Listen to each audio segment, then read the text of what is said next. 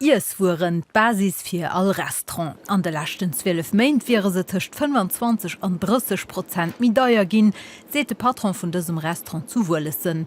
Dat regionalt Fleespezialitéit an dësem Haus giwer am Acker an der Moyen sogur 40% méi kachten. Di könnt dat go net Firo gin, wie heit dat Steck Flech, wat an 11 € mi deier gëtt, dat kann e gonne so Firo gi mir probieren do so Nicke lieber ze fannen. Min Quantitéite bëssen ugepasst, dat hech mir ho wkeg aner Stecker, die man ubiden, wo mal verprobieren de gute Melange ze fallen zwischen beiden. Och d'Energiekachte schloen zu Buch, obwohl de klenge Betrieb vun de selwechte Preisbremse profitéiert wie steht.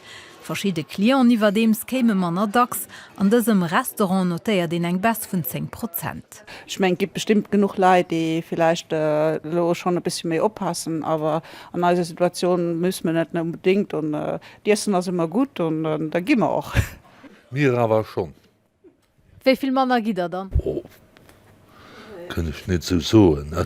Die Situation wie volatil, sowohl wat Preiser vun de Waren ugeht, wie auch Klients zuelen.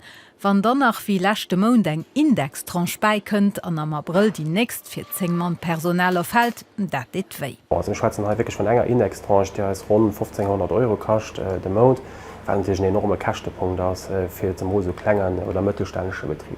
Schwéier Zeiten, wobei dese Patron nach Chance huet net mussssen ze lohnen, dofir awer lief de Präfir Innovationserbechten. Reserven wären zanter der Pandemie quasi keng Mido, Gewënnmargen dofir awer am freie Fall. Enger Marsch geschwert fir Corona von 18 bis 22% ungefähr, dat war eng Marsch, die wir hatten.